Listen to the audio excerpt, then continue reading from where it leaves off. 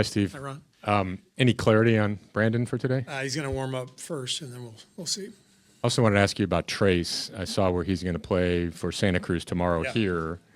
Is that just to get him some time? And how do you sort of view what's his role and how it's changed? It changed pretty dramatically here in the last He's just month. out of the rotation, but it doesn't mean he can't get back in. And that's usually how it works. So I've talked to him, and he totally understands. Tomorrow is just about getting rhythm. And we're here at Chase, and so he'll get a really good run. And I would wager almost anything that, in these last, whatever we have, 19 games, he'll find his way in the rotation at some point. So he's just got to stay ready for that. Probably just one, yeah. Thank you. Mm-hmm. Hey, Coach, I know this is only the second time you get an opportunity to play against the Pistons, but when you look at the film and you just look at the growth this team has taken, what has just been your overall thoughts on the job Coach JB Bickerstaff has done with this squad? JB's been amazing. That team has built an identity that they lacked a year ago. They're a two-way team, excellent defensively, and they really get after you, cause turnovers, and then they've added more shooting, and I think everything just seems to make more sense this year. The roster, the lineups, the way they're playing. It's it's a testament to JB. It's also a testament to the younger players. Getting better, and this is how it works. It takes time, and so it all seems to be coming together. And I'm really happy for JB and Luke and their group. Steve, on Quinten, looked like from afar that maybe the Knicks game wasn't his greatest, but then the Nets game a couple days later looked like he was stronger, he was better. What kind of things are you emphasizing to him, and where do you see him making the biggest strides in this time he's had with you? I think just the physical strength he can add some of that to be able to stand up to guys like he's going to play against tonight, Duren and Isaiah Stewart. You saw that in the Knicks game, they guarded him with Cam Payne. We threw him the ball in the post, and he got into a little bit of a rush and didn't score. The next night, same situation. The Nets put a small on him. He got into the post. He took his time. He went down in there and scored. So literally, one game, and he already got better in that area. So he's a sponge. He's really smart and tough and competitive, and he's picking up stuff all the time. What I feel good about is every time he goes in the game, he seems to make a positive impact, and he believes in himself. So he's going to be here for many years. Steve, you talked about the Pistons. Obviously, are a young team on the ascent, but what's the most important thing a team like this should focus on at this stage of their trajectory? Their team?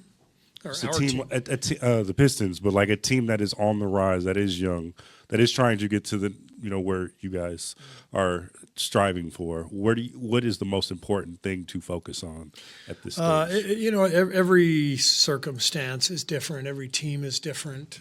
Everyone's going to build their own style, their own identity. So it's hard for me to comment on what the Pistons should be doing. But I think in general, what you're seeing is exactly what should happen. There's an identity that's being formed, a culture, a style, chemistry, all that stuff, all those catchphrases. Those are all real, and you feel it when it happens, and that's the beauty of it. Coaching or even playing, you just feel when things are right, and it just makes every day that much more fun. And so they have found that. Steve, Gary Payton's been huge for you guys coming off the bench as of recent. What did you like from him from this past road trip, and what are you hoping to see more of coming up? Well, he's always been a really impactful player. His on-ball defense, his finishing, in the paint. He's kind of a 6'3" power forward for us. He plays a unique style. What I like that he's done is he's tightened up his game quite a bit the last few weeks. He was turning it over a little bit too much maybe a month ago. And it feels like since Jimmy's arrival, the whole team has done a better job of just staying solid and making the right play over and over again. Gary's really doing that, so it's been fun to watch him play.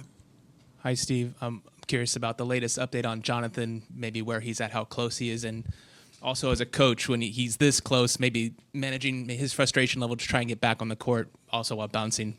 He being scrimmaged healthy. just now. We just had a scrimmage downstairs, and he looked good, and conditioning is getting there, and so he's feeling positive, and that's a good sign. He's had a couple good days in a row, and so we'll keep going. As far as the other stuff, I just talk to him, and check in with him, see how he's doing, and remind him of the things that I'm going to ask of him, when he gets back. So should be soon, and we're excited to get him back. Steve, hi. You talked earlier about an identity. How about for you guys? You guys have had Jimmy Butler, but he's only played 2 home games here. How much are you guys looking forward to a 7-game homestand with Jimmy now? Yeah, I mean, it was a weird sort of arrival for him, we make the trade, we're on the road, and then we have the All-Star break. So he was on our team like 3 weeks before he played a home game. It felt like, anyway, maybe it was 2 weeks. And then immediately back out on the road. So I know our home fans are excited. Obviously, our recent success has everybody excited, and Jimmy's a huge part of that. So he'll get a massive ovation tonight. I'm sure everybody's thrilled that he's here. Hi, Mr. Kerr. You're someone who talks a lot about the joy of the game and love for it, and I was just curious if there's a way that you inspire joy in the players or yourself when things aren't going so well. First of all, thank you for referring to me as Mr. Kerr. I'd like you guys up front from now on, if you don't mind. Take note, Raymond. Could you take note? Okay. Thank you for that. Yeah, I mean, I think you have to practice what you preach. You can't write a bunch of words on the wall unless you mean them. And so we try to